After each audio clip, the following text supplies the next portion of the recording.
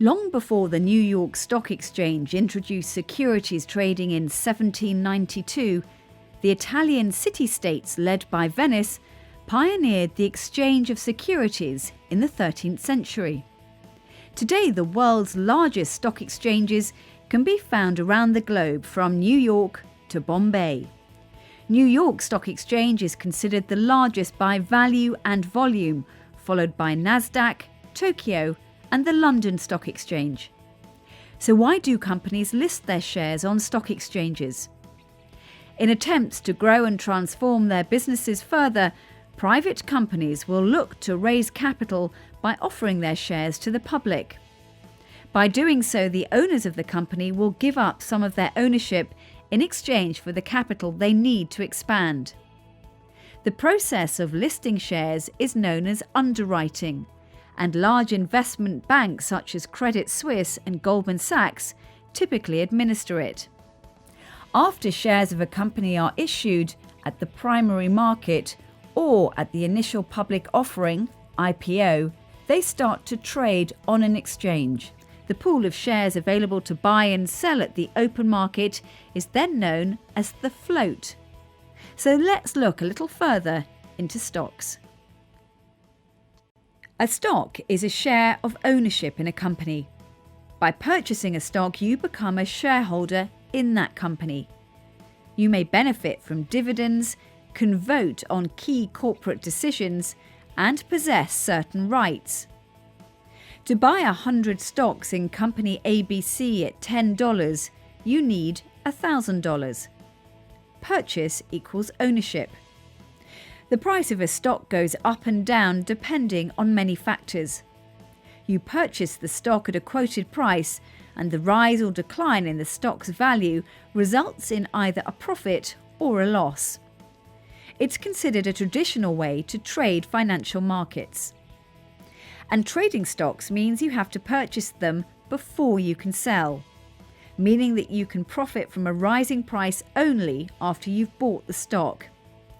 If the stock drops below your purchase price, you lose out. You want to invest in company ABC, and it's trading at $10 a share. You believe that the stock is going to rise, and therefore you want to invest. You want to purchase 1,000 shares. With a traditional stock purchase, this would cost you $10,000 or 10 times 1,000 plus any associated costs. So you buy the stock and it goes up to $11 per share. You decide to sell the stock and therefore get $11,000 back. This would net you a $1,000 profit, ignoring trading costs for the sake of this illustration. Your $1,000 profit on an initial outlay of $10,000 means a 10% profit. When you buy shares of a company, you become an owner in the company, and therefore you're entitled to the earnings generated from the company's business. You become a shareholder. Stocks are also referred to as equities or securities. The total number of shares issued by a company is defined as shares outstanding. Authorized shares describe the total number of shares a company is authorized to issue. This takes place when the business is first incorporated. For instance, if a company's articles of incorporation show that XYZ has authorized 1 million shares, then only 1 million shares can be issued and no more. From the authorized shares, company XYZ may offer 300,000 shares through an IPO to the public. The company, in the form of treasury stock, retains the remaining shares of 700,000. At a later stage, the company may offer more shares or decrease the number of shares in the market in the form of buyback. Buyback can occur when companies have extra cash on hand and are looking to retire or cut down the supply of stocks in the marketplace. By cutting the supply, the value of the shares may increase further. The term market capitalization refers to the market value of a business measured by its price per share, multiplied by the shares outstanding. With capitalization of $394 billion, Microsoft will be referred to as a large capitalization company, or just large cap. By definition, if a company has a market value above $10 billion, it's considered large cap. If it's between $2 billion and $10 billion, that capitalization is considered mid cap, and below $2 billion, it's small cap.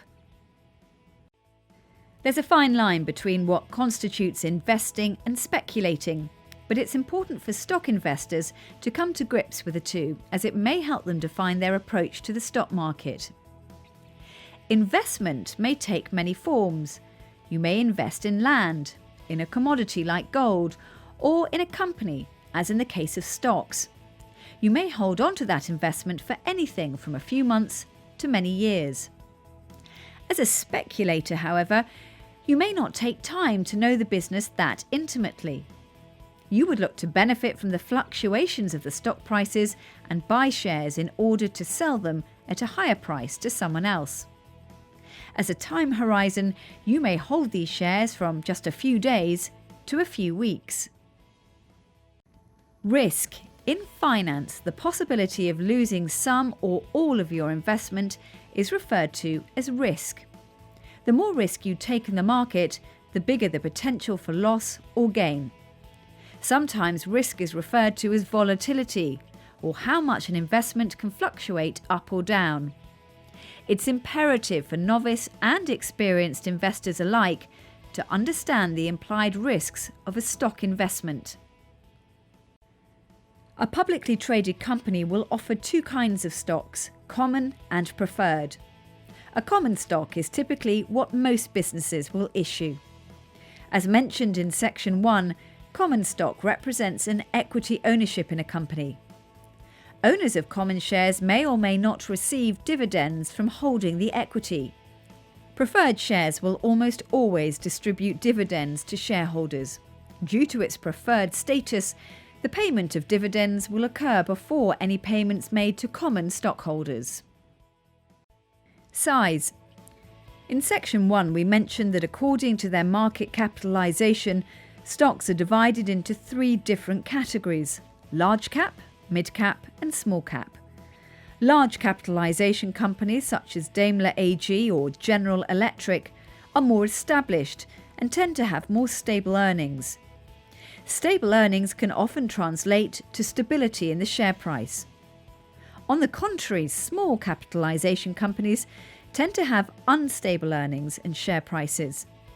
Investors could find a compromise with mid-cap stocks, which offer growth and stability of a larger company. Stocks are defined as domestic or foreign, simply based on your location. If you're based in the UK, then stocks in the FTSE 100 would be considered domestic. One of the main benefits to investing in foreign stocks is diversification. Most investors have near-sight vision when it comes to investing, and they invest in what they know best, their own market. This bias towards domestic companies does have its benefits, but it also has its risks.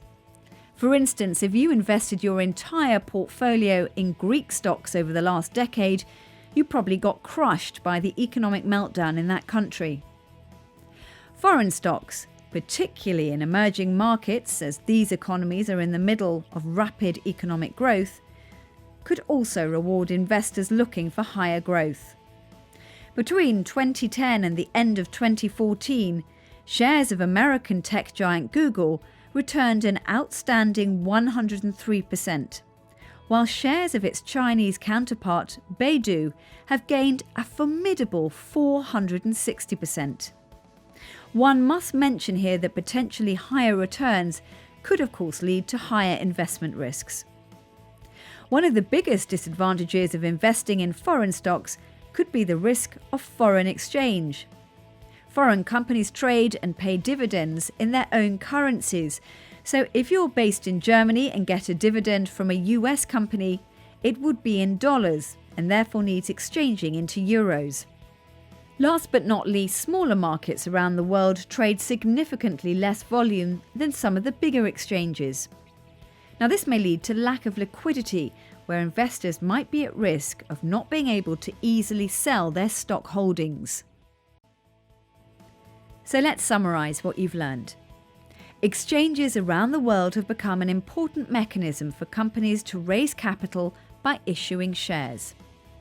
Shares worth trillions of dollars are bought and sold every day on the secondary markets through exchanges like the LSE, NYSE, and the Nasdaq. Now, whether you're looking to invest in the stock market for the long term or you're looking to speculate on the next Apple shares, you must take time to learn and understand the risk involved in the market and manage it. Only by minimizing the risk and the potential losses will you be able to hold on to your gains and move forward. Corporations will generally issue common and preferred shares. Preferred shares have advantage over common shares as their shareholders will receive any paid out dividends before the common shareholders. Investors looking for a long-term return could consider stocks that pay out dividends and also provide growth. The market capitalization of a company is determined by the number of shares outstanding, multiplied by its price per share. Large caps are stocks of companies in mature stage with stable or limited growth potential. These companies tend to grow from acquisitions of other companies.